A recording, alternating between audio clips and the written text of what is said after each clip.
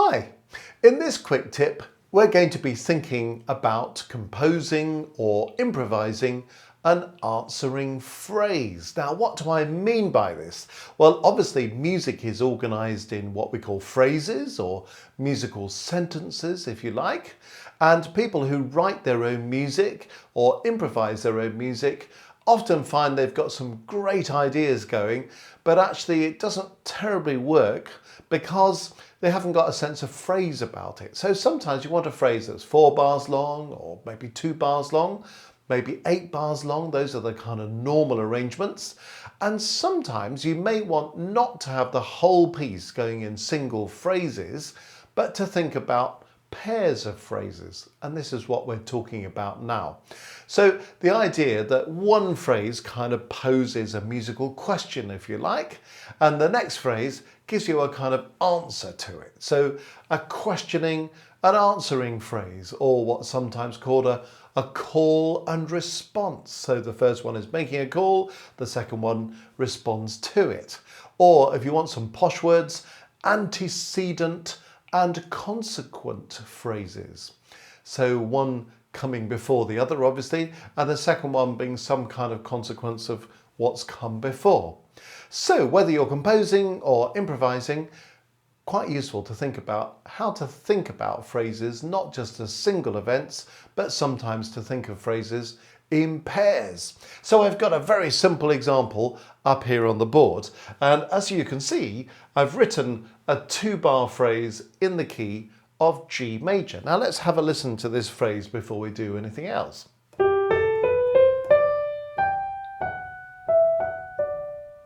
So it's quite a short phrase, isn't it? But you can hear that it's kind of coming up for air at the end of that second bar. We've got this long note here, haven't we? There's going to be a musical breath before we carry on.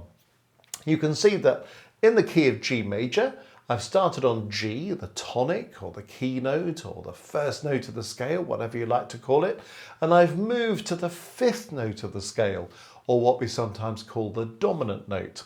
So we've taken a musical journey from the 1st note of the scale to the 5th note of the scale. So it doesn't sound finished, mainly because I haven't finished on the 1st note of the scale. So you can hear this journey that we've taken. Here's G major,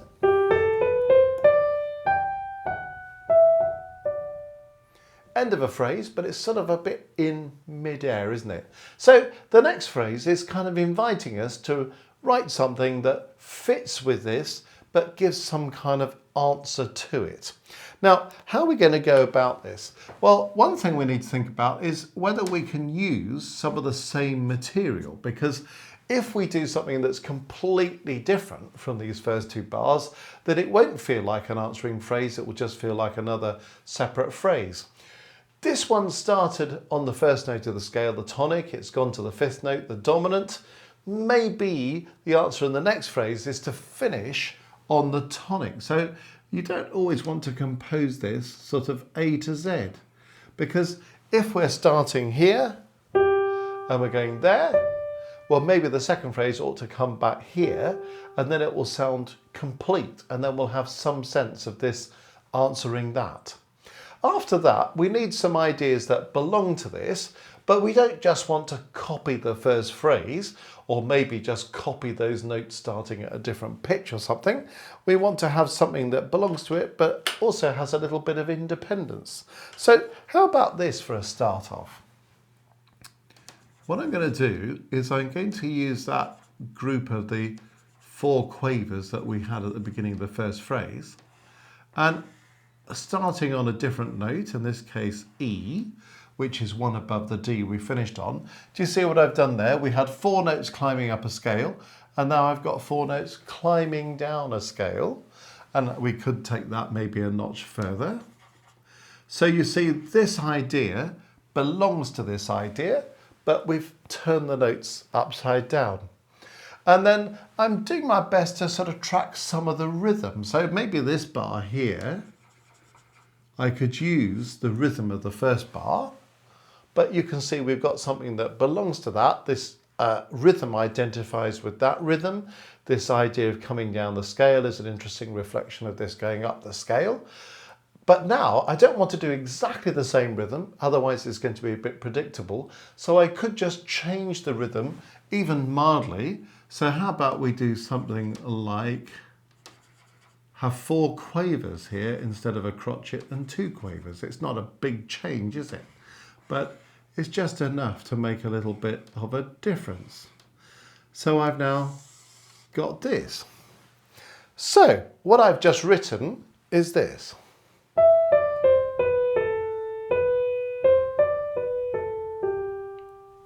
Okay, you can see it's coming home by coming back to that G. Now have a listen to the 2 phrases.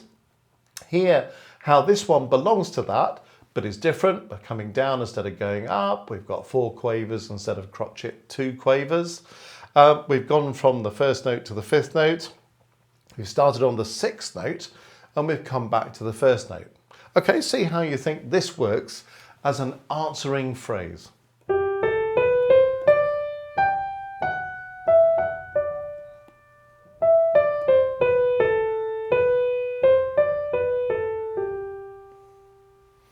So hopefully you can hear, there are many other possibilities by the way, but hopefully you can hear that what we've got there is a 2-bar phrase posing a musical question, followed by a 2-bar phrase posing a musical answer. So next time you're composing or improvising, instead of just having a load of single phrases, you might just think about whether you can do a little bit of this questioning and answering, call and response, antecedent and consequent. Have fun with it.